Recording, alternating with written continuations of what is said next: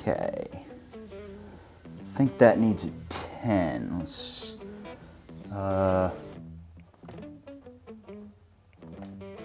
you go. Okay, let's check the big toolkit. No. No. What the hell's going on here? I swear to God, every time you use a 10mm socket, goddamn 10mm socket goblin comes, you never find a goddamn 10mm.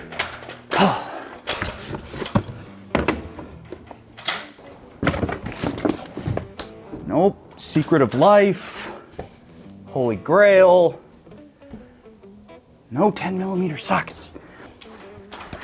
Gotta go to the tool store again.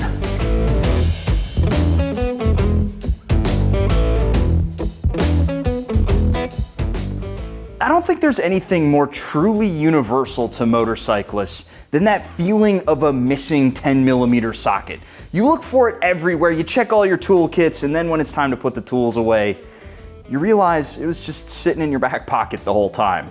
But we are not talking about 10mm sockets today because I already assume that you've got a halfway decent toolkit. But today we are talking about the tools that are not in those toolkits. These are specialty tools that every single motorcyclist out there is going to need, and you're gonna need to know how to use so that you can finish all those little projects on your motorcycle. Let's start things out simple with the first one, a rear stand for your motorcycle.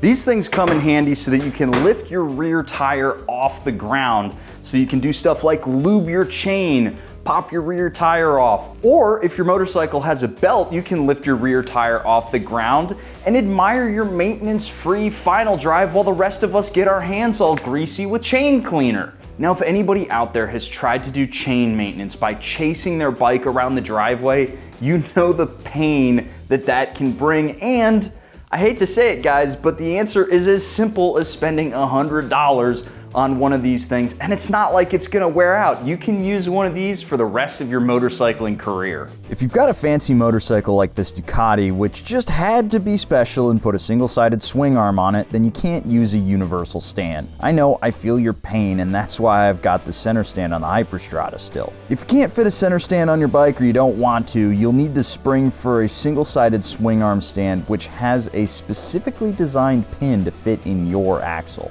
Now, a quick word to the wise, don't try to lift your single-sided swing arm motorcycle up from the right side. I've made that mistake a handful of times, and yeah, it's not a bad thing, it just feels stupid when you realize you can't take your wheel off because your stand is on the wrong side of the motorcycle. Then there's the nuclear option, something like this jack right here. These things are beefy, they're a lot more expensive, and they are a lot heavier. However, this thing is super useful if you need to get your entire motorcycle off the ground. This thing is capable of lifting 1,500 pounds, which is more than enough for something like a Harley Davidson or your mom. The only downside to a jack like this is if you don't have a nice cradle frame like the KLR 650 right here, you're going to want to put something between your engine and the jack to protect those delicate underbits. Something really high tech, like wood. Number 2 is a tire plug kit. These things can actually be literal lifesavers. And frankly, you should have one of them on your motorcycle's toolkit already, but it helps to have one of these at home just in case. You can find these things pretty much anywhere. You can find them at Cycle Gear, AutoZone. You can find them at gas stations, Jim Bob's Roadside Tire Emporium. There's a bunch of styles of these, but you're most likely gonna find yourself running into the bacon strip variety, which is what we've got here. It's pretty darn cheap, and it's super easy to use.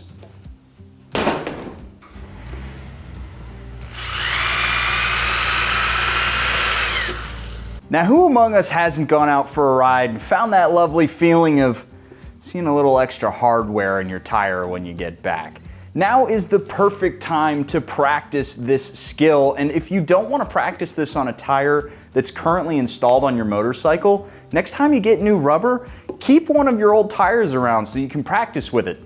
It's actually what I've got this guy here for. The steps are pretty simple. Step 1 is to remove the metal murder stick. Step 2 is to run the hole through with a reamer to clean up the edges and expand it a little bit. 3. Thread the bacon strip through the thread-a-majigger. This is actually really hard because the whole thing is sticky and small and it's a pain in the butt. But once you get that done, you're gonna jam the thread-a-majigger into the tire. This is also very difficult because you're literally trying to cram a giant piece of rubber into a tiny small hole. When that's done, pull the thread-a-majigger out of the tire, then cut away the excess. Then add some air and you got a brand new tire. Sorta. Technically, the only way to repair a tire like this is to take it off the rim and patch it from the inside. However, almost every single motorcyclist I know, save for one, is willing to consider this a permanent fix, and frankly, I'd continue to ride on this tire. This is one of those skills that you're gonna wanna practice here on the desk outside of the elements, as opposed to sitting on the side of the highway when it actually matters. However, this is a skill that's really easy to pick up, and you can just watch a YouTube video and consider yourself an expert. In fact, if you watched the last few minutes, you're already an expert. This is definitely $20 well spent, and I'd double it up, add one to your motorcycle and one to your home toolkit. Number 3, a torque wrench. Actually, 3 torque wrenches, but we'll talk about that in a minute. How many people have been out there working on their motorcycle and done something a little bit like this?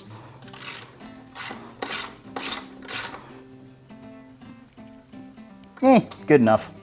It's true, there's plenty of places on your motorcycle where good enough is good enough. You can hit stuff like this, like that, or even here with the old calibrated elbow and be just fine. However, there are some places where you might actually want to use a torque wrench. Places like here, and here, and here.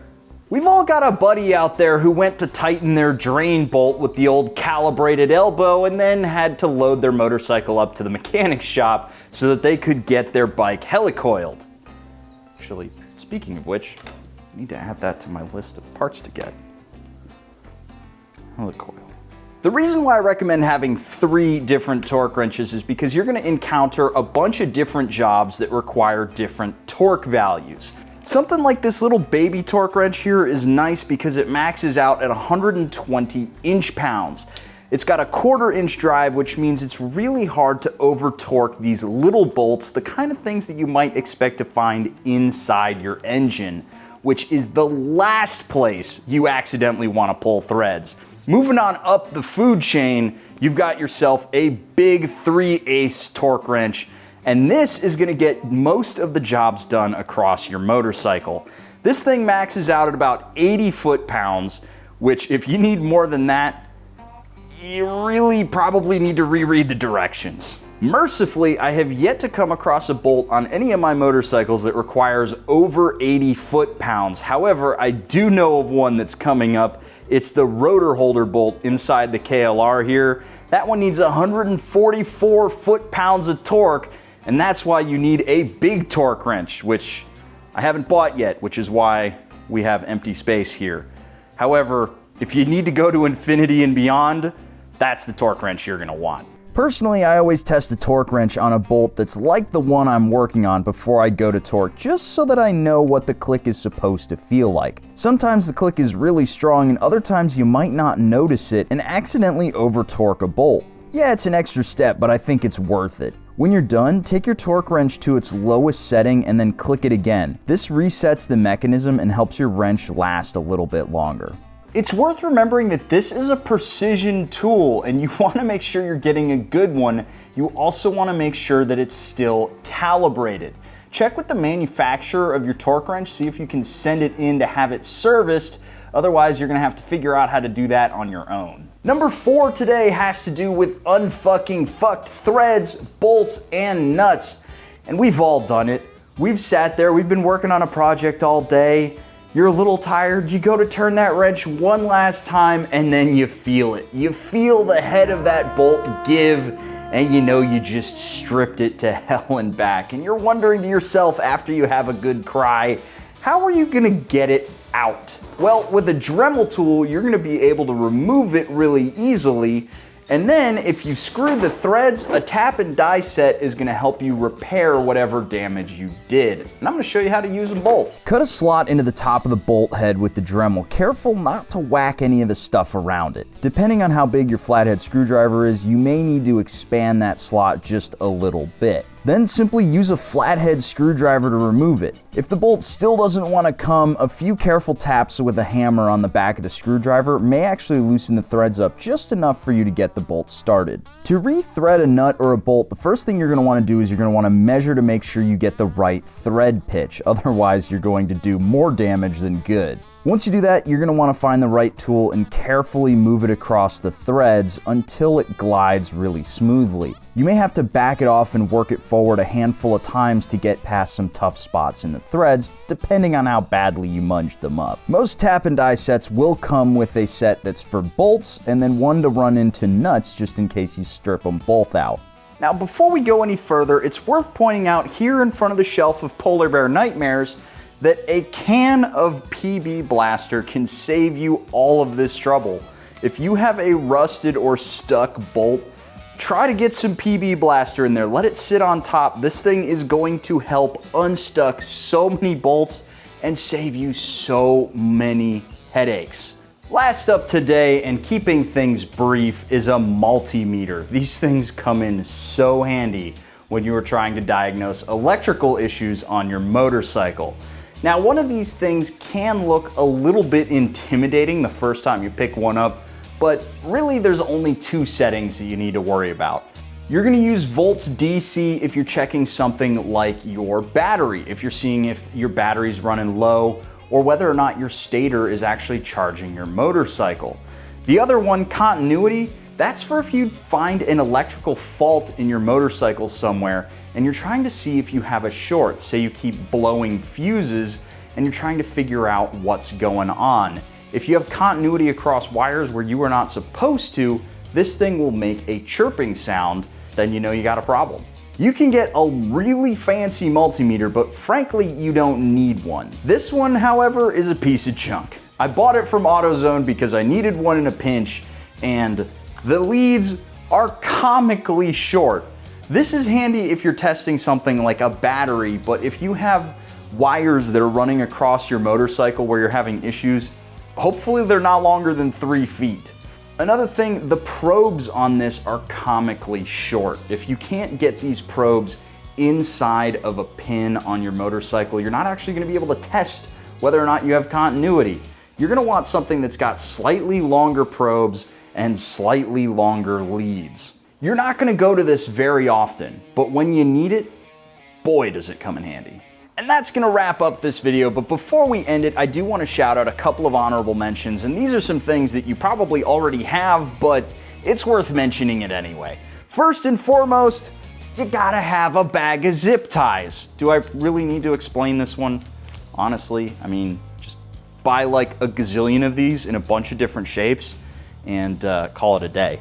Then you're gonna want some way to inflate your tires. I always carry around this Fantic, but if you're just looking for something that's in your shop, you might wanna just get a compressor because you can actually use that to blow some compressed air, which is actually really handy if you're trying to clean off a desk or if you've tapped and dyed something and you actually have a bunch of metal shavings everywhere that you wanna blow out. Last up, a battery tender and a jump pack. The battery tender is for when the jump pack has started your battery, and the battery tender is for when you had to use the jump pack to start the battery because you forgot to put it on the battery tender.